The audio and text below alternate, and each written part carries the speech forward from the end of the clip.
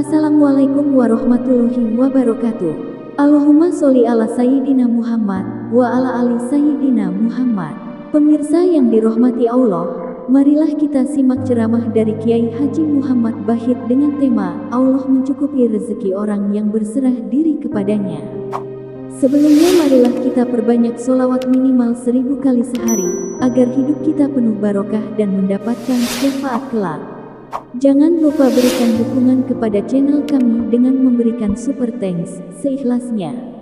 Marilah kita doakan semoga Kiai Haji Muhammad Bahit sekeluarga dan para penonton YouTube ini diberikan kesehatan dan diberikan kebahagiaan dunia dan akhirat. Amin ya robbal alamin. Allah Subhanahu wa ta'ala secara tegas menyatakan wa 'alallah fatawakkalu in kuntum mu'minin. Atas Allah kamu bertawakal, berserah jika kamu beriman. Jika kamu beriman, tawakal kepada Allah. Jika kamu kada beriman, artinya silahkan tawakal kepada yang lain. Nah, itu tegas. Jadi tawakal merupakan satu kewajiban bagi setiap orang-orang yang beriman. Nah, para muhibbin rahimakumullah, kalau tawakal itu satu kewajiban bagi kita, tentu kita wajib mengetahui tentang tawakal itu sekedar untuk bisa mengamalkan dan menggugurkan kewajiban itu. Al-Imamul Ghazali rahimahullah mengatakan tawakal itu artinya i'timadul qalbi 'alal wakil wahdah, berpegangnya hati atas yang diserahi perkara saja. Dalam hal ini Allah Subhanahu wa ta'ala, hatinya itu berpegang hanya dengan Allah, tidak dengan kekuatan, tidak dengan kekayaan, tidak dengan jabatan kedudukan. Yang dipegangnya hanya adalah Allah Subhanahu wa ta'ala. Nah, itu pengertian tawakal. Selanjutnya beliau mengatakan bahwa tawakal itu terdiri daripada 3 rukun. Apabila 3 rukun ini terlaksana, maka kita disebut mutawakkil, orang yang bertawakal kepada Allah Subhanahu wa ta'ala. Yang pertama rukun tawakal adalah ilmu. Amun orang kada berilmu, kada kau bertawakal, sudah jelas. Ilmu. Apa ilmunya? Meyakini anallah hayyun la yamut. Meyakini seyakin-yakinnya bahwa Allah itu hidup dan kada bakal mati.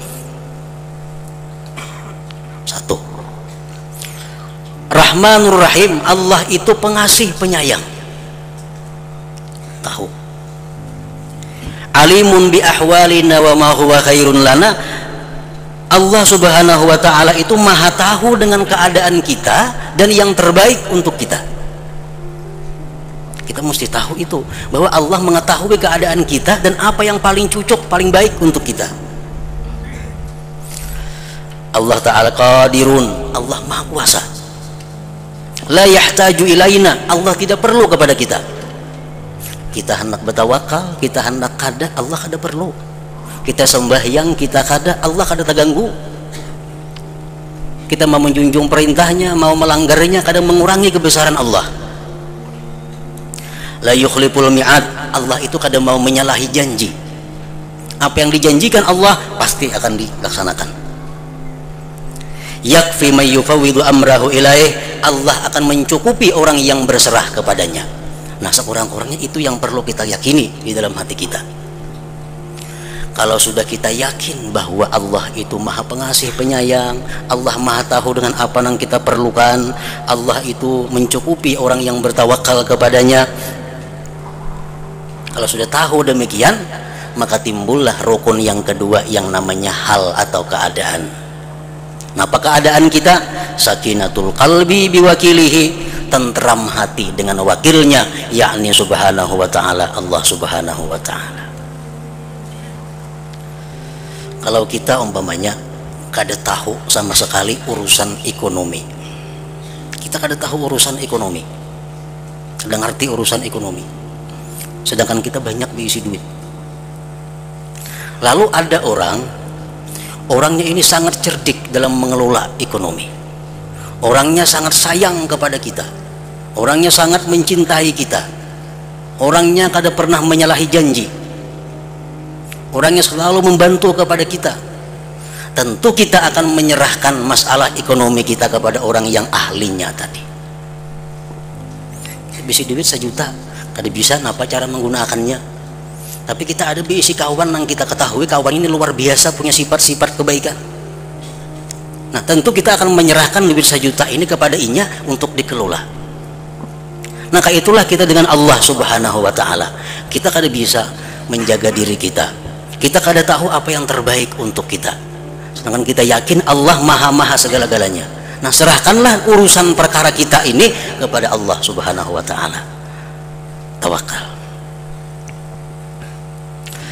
Nah kalau sudah yang demikian keadaan kita tentram hati dengan Allah sebagai wakil kita, maka timbul yang ketiga, amal perbuatan. Amal perbuatannya apa? Ya'malu wa yas'a wa yad'u bima amara bihil wakil. Kita akan bekerja, kita akan berusaha, kita akan berdoa, tapi sesuai anjuran wakil. Jadi tawakal itu bukan menyuruh kita kada begawi lagi, bukan. Tawakal bukan menyuruh ampe berdagang, kada. Berdagang cuma sesuai anjuran ng ahlinya si wakil tadi.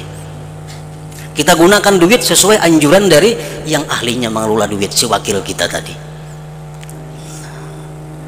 Nah jadi tawakal mesti kita punya ilmu tentang orang yang diwakili, yaitu Allah subhanahu wa ta'ala. Yang kedua, ketentraman hati kita kepada Allah. Yang ketiga, kita bekerja berbuat sesuai dengan petunjuk dan aturan Allah subhanahu wa ta'ala.